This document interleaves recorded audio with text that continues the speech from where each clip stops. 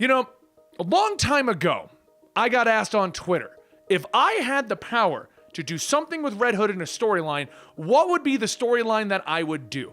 And my response was, put the Red Hood in the Suicide Squad. Guess what today's story is? It wasn't written by me. It came out like 2 days after I said that on Twitter. But hey, Red Hood on the Suicide Squad.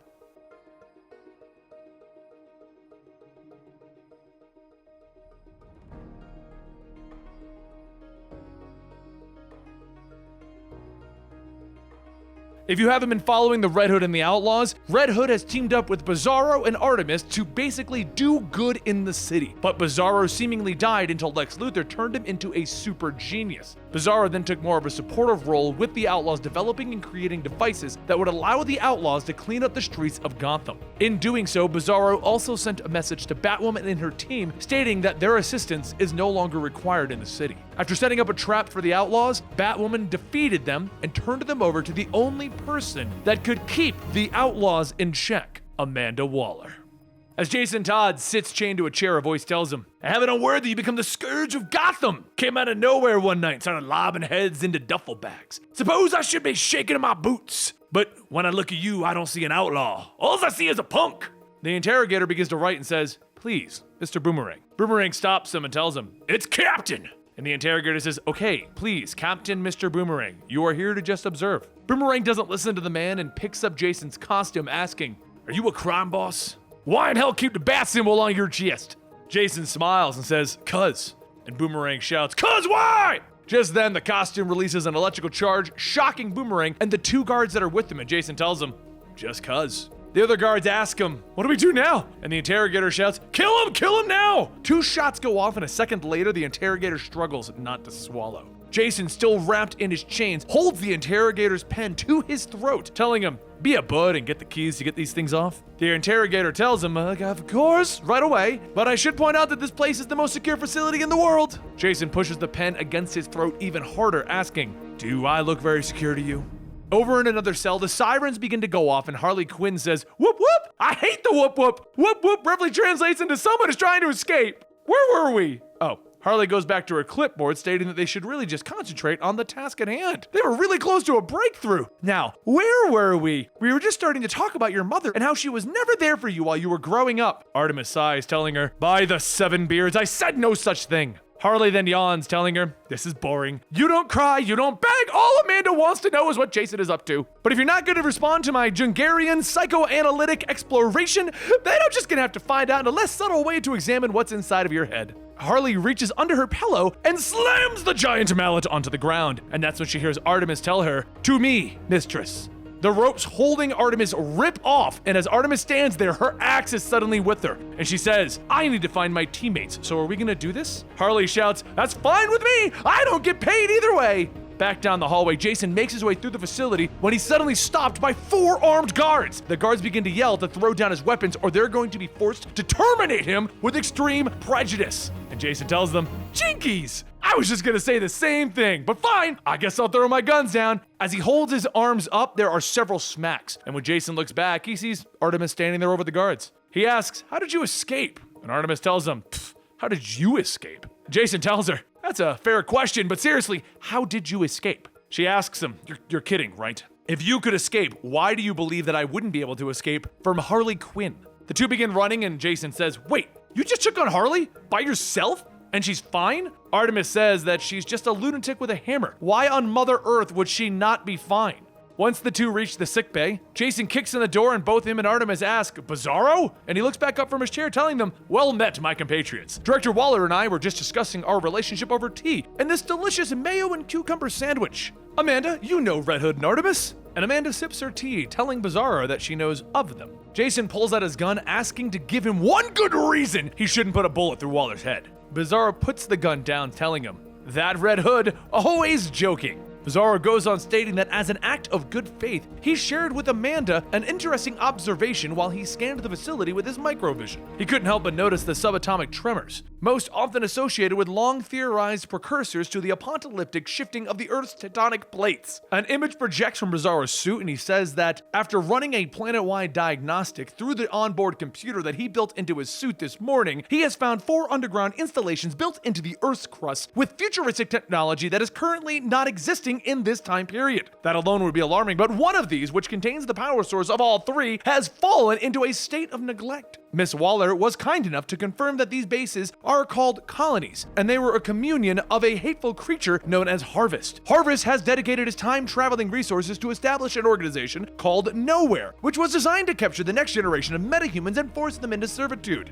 Jason says, so he's turning kids into soldiers. Waller knew that, so what? She's planning on letting Harvest do the recruiting and training first before she comes to shut them down? Bizarro tells Jason, you need to focus. If we don't shut down the unstable core, and soon, the Earth will be no more. Amanda then says that she'll be sending them along with the members of her team to this colony to shut it down. They need to come back dead or alive. Either way, she's fine.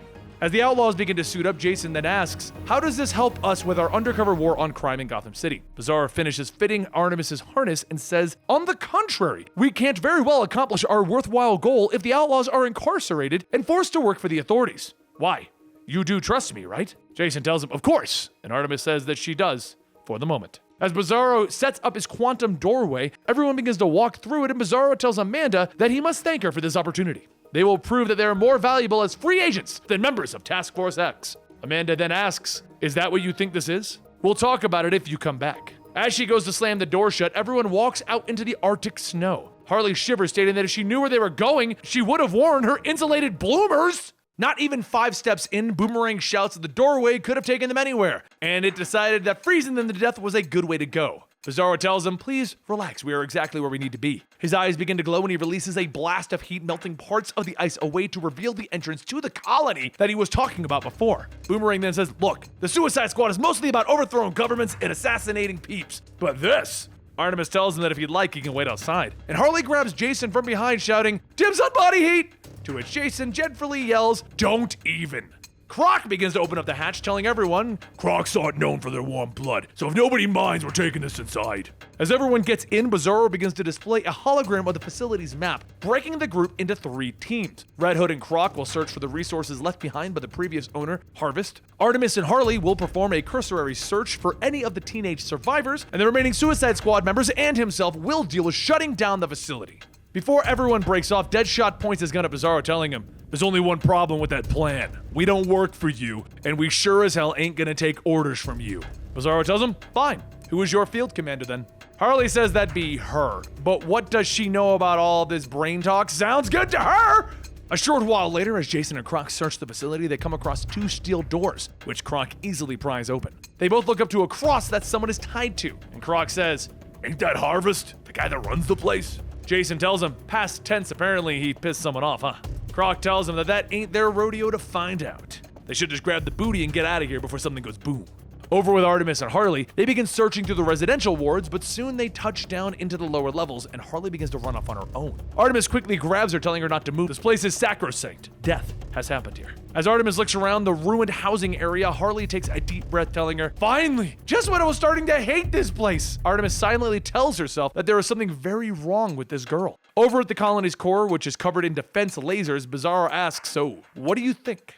Boomerang says, actually, I was wondering why you needed me here at all. And Deadshot says, actually, I agree with that. Why are we even here? Bizarro explains that Harvest built this core with the idea of defending it against a Kryptonian clone. If he tried to enter, he would have been killed. Boomerang looks up and says, talk about a suicide mission. And Bizarro pats the 2 of them, telling them, nonsense, gentlemen, I will tell you exactly what to do. It will be fine. Back with Jason and Croc, they begin loading up the weapons cache when Jason says this tech is incredible. Just think of the damage that I could do. And Croc asks, is that really what you want from life, to do a lot of damage? Jason tells him, absolutely. I want to crush the other criminals in Gotham. If these weapons can help me do it, fine. Croc then goes on telling him, right now you're just a good kid trying to be bad. Take it from me. Roll around in the sewer long enough, the stench won't watch off. You got friends. Keep on the path you're going and you'll find yourself in a cell next to mine for good. Is that what you want for your friends? For yourself? The 2 stop what they're doing to reflect on what Croc said, and Jason then asks, wanna go halvesies? Croc then picks up another crate, telling him, halvesies is fine. Back with Artemis and Harley, Artemis grabs Harley by the throat asking, "Is nothing sacred to you? Do you believe in anything?" And Harley says that she believes that right now her head is going to explode at a whim. Some people have their freedom, so don't judge those who don't. As she tightens her grip, she says, "I don't know you that well, but from what I do know, the entire world would be better off if I just snapped your neck." Artemis throws Harley aside and sits down telling her to be quiet while she prays to the fallen here. Harley gets up telling her, "Quiet as a mouse, got it," and then she pulls out her mallet. She inches closer and closer to Artemis, and Artemis says, "I swear to Goddess, if you hit me with that thing, I will shove it up your bottom." Harley puts the mallet down and sighs, "Promises, promises." Over at the core, Boomerang and Deadshot duck and dodge the defense lasers, and Boomerang asks, "Any last instructions?" And Deadshot tells him, "You know that Bizarro left like 5 minutes ago, right?" As the two get to the core, Deadshot says, "All right, we have to strike the core receptor at the same time." And they both attack, and as they hit their mark, the core explodes. Boomerang then shouts, asking, "Where is that freak? I'm gonna wring his bleeding neck!" Bizarro then appears behind them, patting their shoulders, telling them, "Please forgive me. I forgot to mention that I had to leave so that I wouldn't be exposed to the kryptonite wavelengths." Boomerang says, not a problem, mate." Bizarro walks the two of them out, stating that he's confident that they've accomplished everything that they need to do for the day. Shall we go back to the others? A short while later, as everyone is heading back through the quantum doorway, just before Jason and the others can get through, Amanda blocks their path. She tells them that Task Force X is enough of a handful. She doesn't need to spend time babysitting the outlaws. They helped stop the complex from blowing up, and she got some weapons. Someday, if he's not dead, he'll be convicted and sentenced to life in prison. Then she won't have to make any deals with him. He'll be hers forever.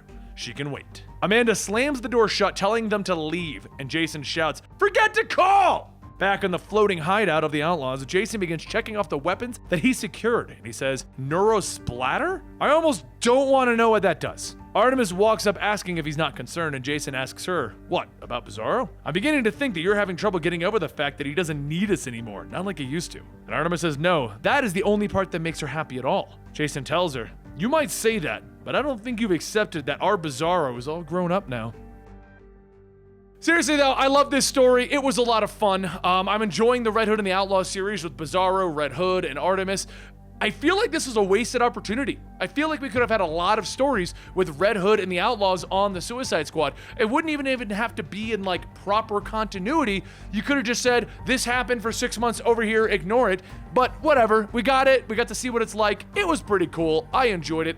But let me know in the comments down below what you've been thinking about the Red Hood and the Outlaws run for Rebirth, because it is like one of my top 3 Rebirth storylines. Super Sons, Trinity, and Red Hood and the Outlaws. I just named 3 off the top of my head, which is probably the 3 that I really enjoy, but hey, it changes depending on what I'm reading this week. I bandwagon my favorite comics. Don't forget to check out more Red Hood over here. Go check out more stuff by YouTube presenting it to you over here, and I'll see you next time right here at Comicstorian.